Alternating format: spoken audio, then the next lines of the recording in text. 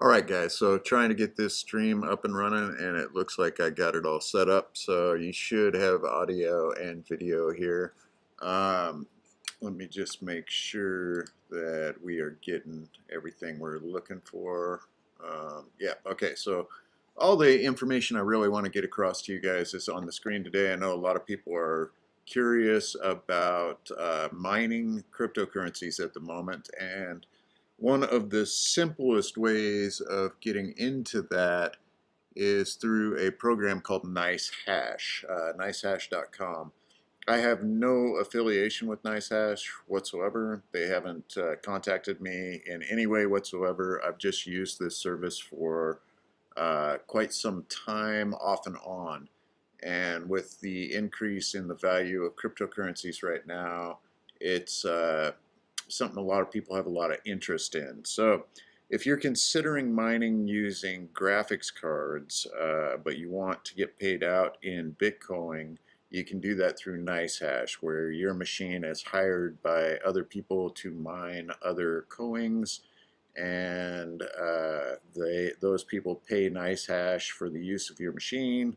NiceHash pays you back for the hash rate of your machine. So this video obviously is to compare the GTX 1080, and it happens to be the For the Win edition, I think edition 2. And we're going to compare that to the new RTX 3060. And these cards are obviously very, very hard to get a hold of. They're marked up about 70% right now if you can find one.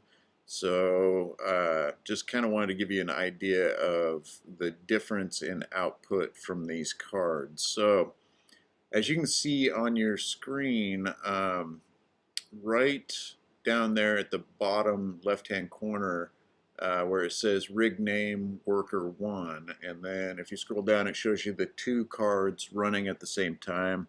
Both are running at 75 degrees Celsius. Both have 100% load with 90% RPMs, and they're both mining. So if we look back at the GTX 1080, one of the most powerful cards a few years ago, we're getting 24.6 mega hash per second. And that was a good rate. Now this is mining Dagger Hashimoto, which is a algorithm used to mine Ethereum. So at 24.591106 mega hash rate, that was considered really quite good.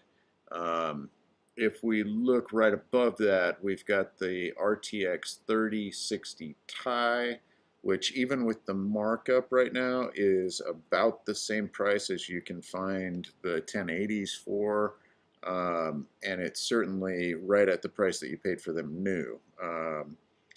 So 1080s are still, for some reason, expensive cards. If you want to find one used, you can usually find one around $250 to $300, which isn't too bad.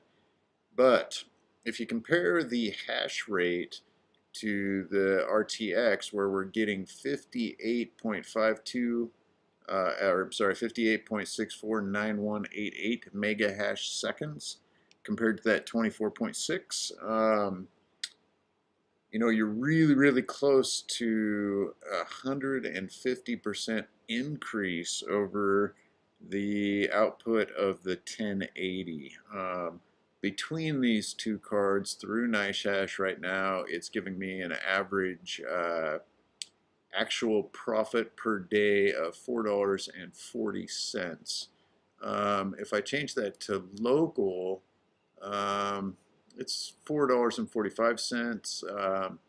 I don't have the cost of electricity properly entered in here, so that's a little low as far as the difference in these when you consider that you have to pay for the electricity. But that being said, the 3060 Ti is a much more efficient card, so I'm using less electricity for that card and getting more hash rate out of it. So overall, that equates to more money in your pocket after you pay your bills. This is just one of those cards that is hard to find at the moment, and I wanted to show you guys what it's capable of so that you can get a feel for whether it's worth it to you or not. Paying out at $4.42 per day minus your electricity. If you could get this for retail, it would take you about 100 days of mining for the card to be paid off. Now, how does that compare to actually just buying cryptocurrency? In my experience over the last 3 years, it seems like buying and holding actually is more cost effective. But, you know, that's kind of up to you. You got to do your research and figure out, is it going to be worth it to you? Of course, the mining difficulty becomes harder over time as more of these cards make it into the market, more people are using them, your profitability will go down. It's just the way that mining works. So I hope to some of you this is somehow or another valuable information and worth the watch. I just kind of wanted to show you what's going on. So if you want to see my payouts from this, here's the history and stats. I've just been running this card for the last couple of days, so today and yesterday. And yesterday we got 6 payouts in the daytime period, and you can see, I guess I've been running it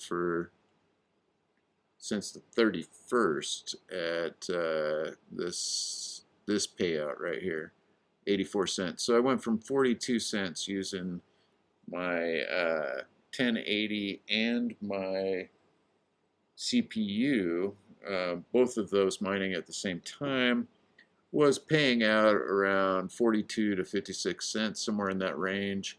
I added the 3060 tie, and I took away the CPU, so that's not running right now. And we're getting payouts in the 93, 92 cent mark today. That's with the jump in the value of Bitcoin. So 83 last night, 74, 77, 86, 79. I think this is going to settle in somewhere around 90 cents per payout. And getting 6 of those a day is going to be about $5 and 60 cents, somewhere in that range, or $5.40. So not bad at all between these two cards. At some point or another, I'll shut down the 1080 and I will simply run the 3060 to see what it does by itself.